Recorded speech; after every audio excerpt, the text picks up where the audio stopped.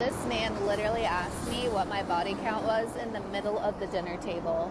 I kid you not. I'm not making this up. So I was like, I'm just going to give him the benefit of the doubt and say, come again?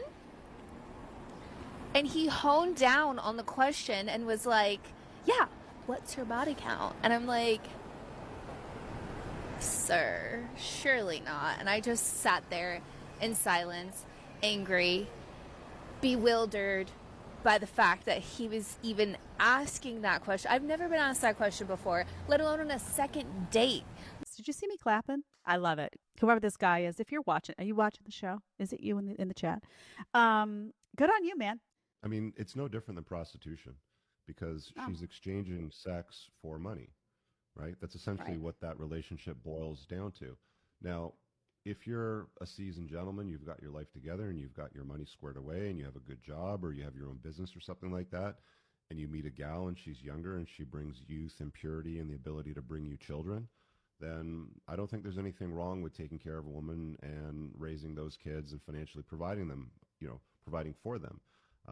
She's bringing you your children. So I don't think there's anything wrong with that. But you see a lot of situations, today where men get into relationships with single moms that have 3 kids from 3 different fathers and a bunch of debt, and they're financially taking care of them and children that aren't theirs. That's just dumb. Maybe you've never felt this feeling that I'm about to deep dive. You ever had a moment where you just reach for someone? Maybe you're looking to get some warmth out of a woman that has been like routinely cold. You try to pluck some human feeling out of her. The person on the other end just looks at you almost like you're weak and they're just indifferent. This might not be a result of them disliking you in any way. This is probably just a result of the fact that she doesn't connect anymore. She just calculates. The modern era has carved out a new and particular kind of human. Screens and isolation did it. The scalability of lust did it. It turned a bunch of women into something that we're afraid to name. They're not monsters. They're something much more efficient than that. Humans have 2 fundamental modes. The first is to survive, acquire resources, garner influence, neutralize threats, protect and proliferate the self by any means necessary. The other is to bond, connect, to collaborate, to commit, attach. Most humans, for most of human history, ran both modes. The bonding system acted like a throttle on the survival system. It slowed you down.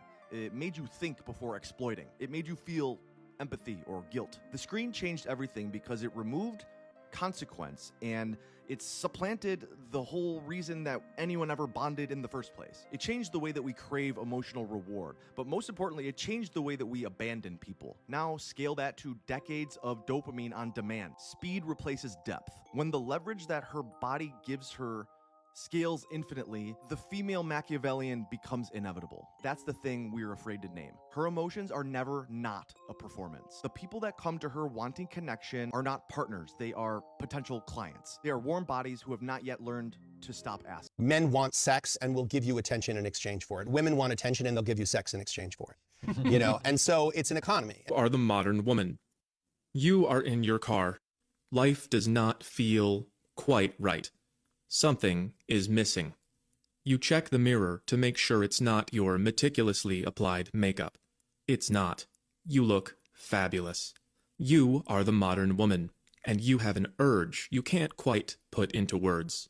You let the urge run through you. You ask it what it wants. It wants to play peekaboo games, but there is no baby here. You have aborted all of your babies and ghosted all of the men who might have proposed to you because you are the modern woman. You take out your phone. Who is here? Who can I find in the phone to play peekaboo? What do they want to hear? You are the modern woman, so your mind floods with feelings of victimization. Women are victims. Minorities, 93% of the global population, are victims. The phone wants to hear about how much you love victims. You sing your victimhood nursery rhyme into your phone. Or offended by minorities talking about their lived experiences, you're the problem.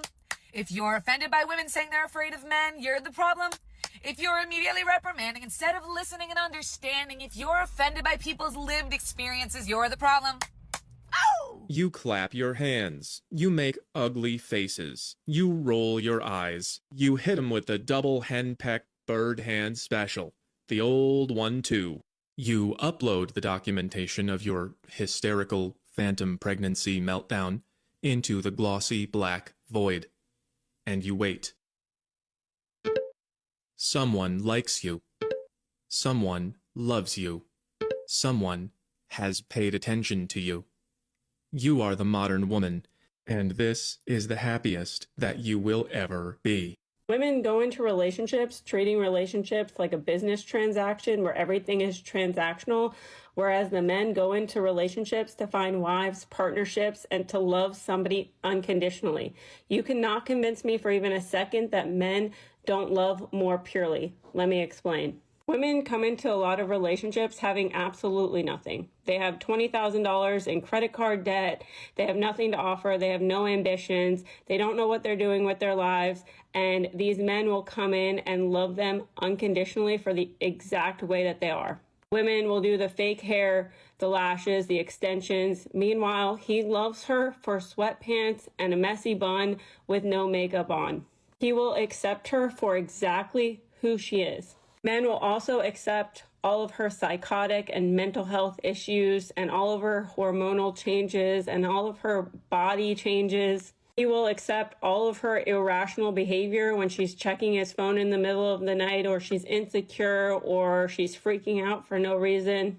Men will literally tolerate so much disrespect and be dragged over and over and over again for the women that they love.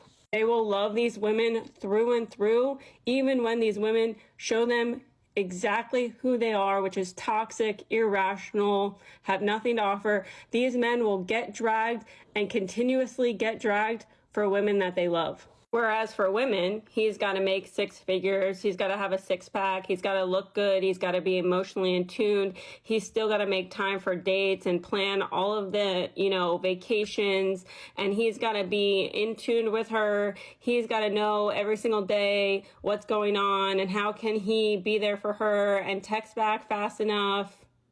And these men still won't leave because no matter what these women do to them, they love them purely, unconditionally. It doesn't matter how much money she makes. It doesn't matter how tall she is or how skinny she is or how much makeup she has on or how much she doesn't have on. There are no conditions when a man falls in love. He wants that woman for exactly who she is. And you see this time and time again, even when women want to change jobs, change their career. Maybe they were a stay-at-home mom and now they want to go back to school. He supports her through and through, even down to like an Etsy shop if he's, promoting and helping her hobbies or a side hustle. Even if that means he has to get a second job to support her goals and her dreams. But when was the last time you saw a woman support a man in his dreams? When have you seen women say that they will build their men up? We see all day long on this app about women not having to build with a man. And women, on the other hand, have a laundry list of expectations and standards, and the goalpost is constantly changing because even when he meets those standards and those expectations, she still isn't happy. Even down to her getting the ick because he's ordering his Starbucks drink a certain way or he's wearing sandals in the middle of winter. The list goes on and on for the little things that women get icks about. These good men will meet these requirements over and over and over again, and it's still never going to satisfy her. Why? Because she did not fall in love with him for him. She fell in love with what he can do for her and the conditions that she has put upon him and in this relationship. These women use these men to fill an unfillable void of unhappiness, loneliness, and comparison to other women. And that's why so many times the goalpost changes, because these men will meet every condition and every expectation along the way, but she is just a miserable person expecting him to fulfill something that is unfulfillable. That is why you hear so many times that only women and children are loved unconditionally, and it's true because men are only loved based on what they can provide and what they can give, and women go into relationships treating it like a business and not even looking at him as a partner, but basically like she's the boss of him and he has to do everything that she says. So it wasn't being nice, it wasn't being myself, it wasn't any of this nonsense. I took a guess at this and it got me sex, but then everyone ran away. So now I'm back to here again. And I heard that women like guys who could express themselves emotionally, so I figured out how to do that. And then I started having conversations with women that were like, wow, you're so attractive, and you're so emotionally intelligent and evolved. Someone will appreciate you one day, just not me. At one point I thought it might be all about money, so I worked on my resume and I tried to get a job. It turns out that no one owes you one of those either. So I don't know, I went to college, I applied for jobs, I got in shape, I'm emotionally intelligent, I'm being nice, I'm being myself, and sometimes I would find someone who liked me, who was willing to accept what I had. And these are all true stories. A bunch of them said they were cheating on their boyfriends or their husbands. A bunch of them waited 3 months and said they wanted to be polyamorous.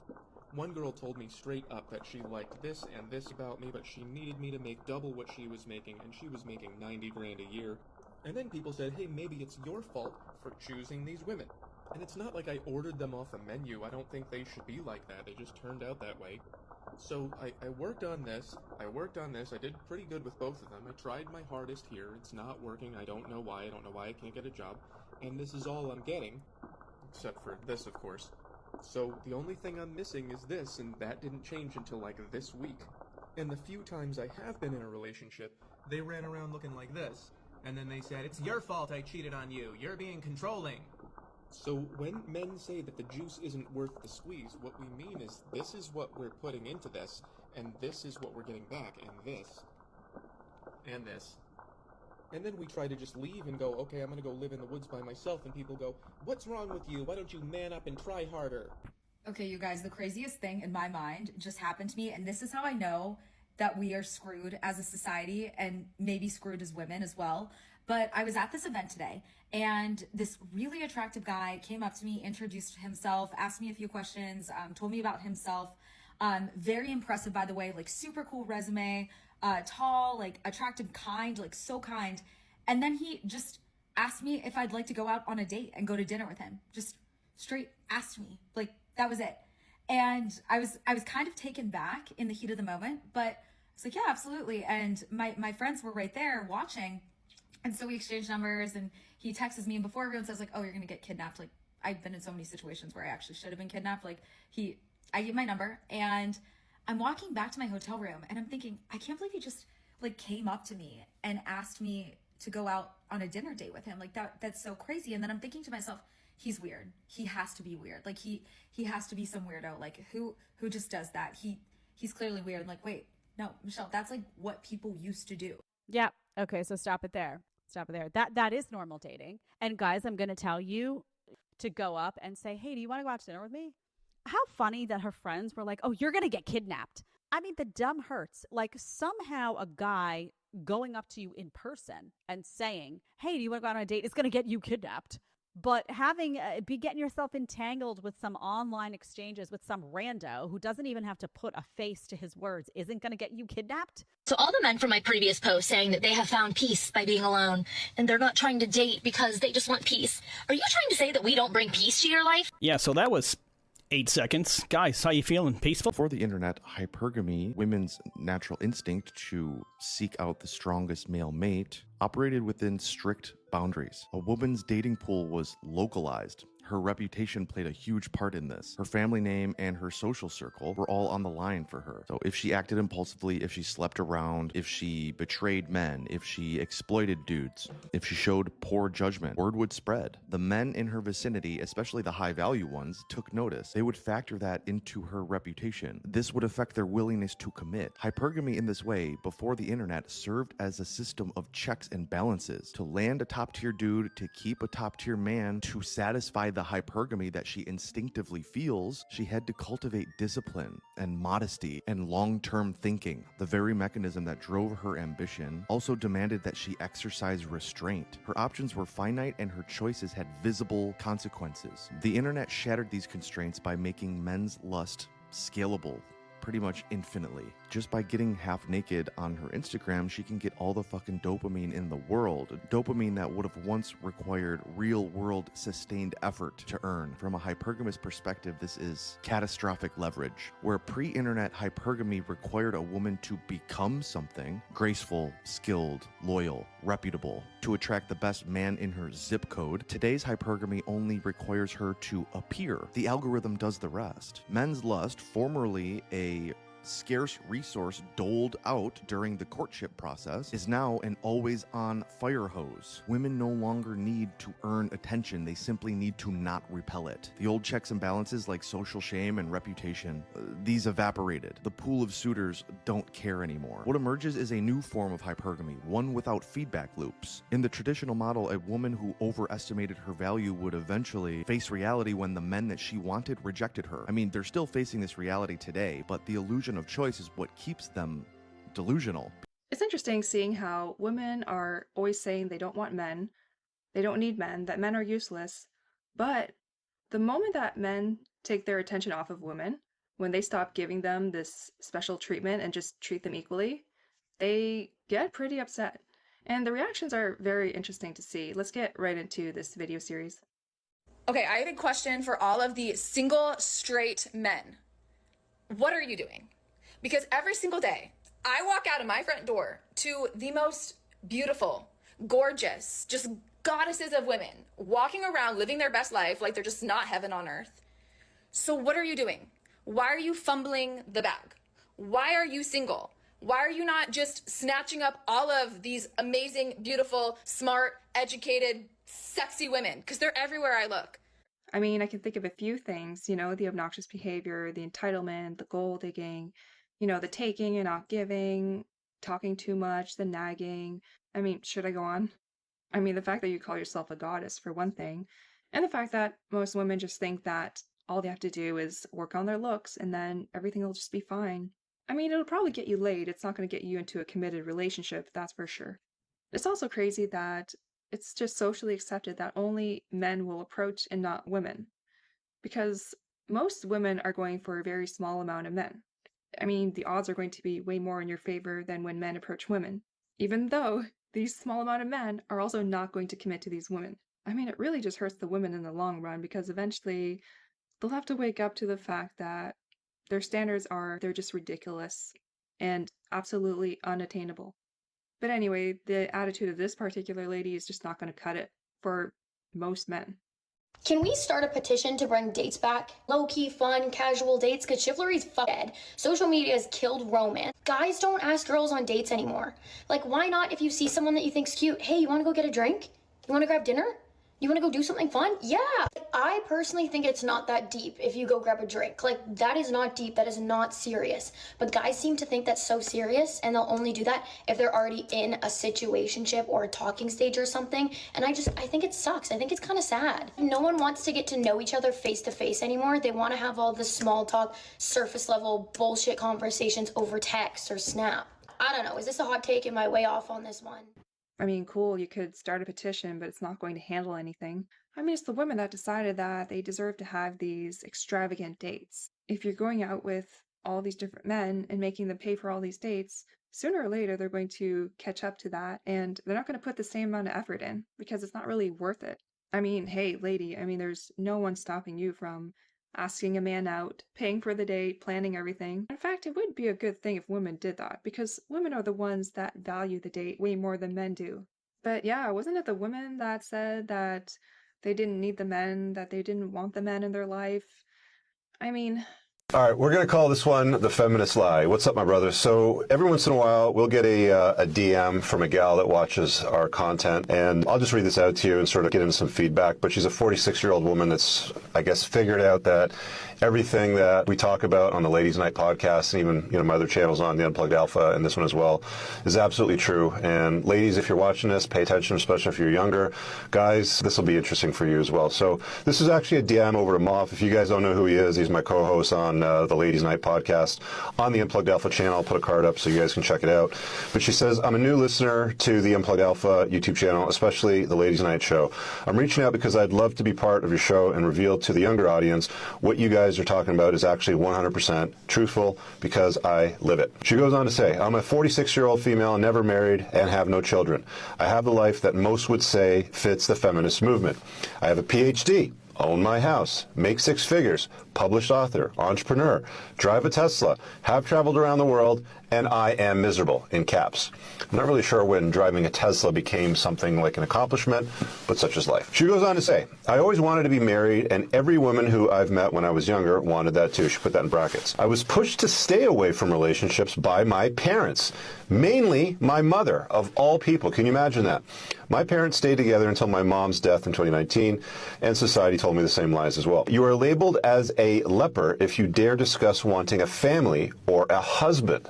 Now, keep in mind, this is a 46-year-old woman. This is not a young gal. This is a gal that's been around for a while, for several decades, and she's come to realize that the narrative, the stories that Hollywood, family, culture, religion, all that stuff sort of tells, music, you know, modern pop culture is all a lie when it comes to feminism. She goes on to say, get your own stuff. Don't depend on a man. You know, we've all heard a woman needs a man like a fish needs a bicycle sort of narrative. Well, there it is, right? Your paper accolades were glorified. She's talking about degrees that are framed in mahogany on the wall with little letters after your name. She has a degree from this place or that place. She has a job. Here's a list of my reality as a 46-year-old single woman. And she lists it off. I have very few friends. The ones that got married gravitated towards their husbands, and eventually date night with the girls became Tuesday lunches and Thursday dinners because they want to spend time with their man, and now girls' night is couples' night.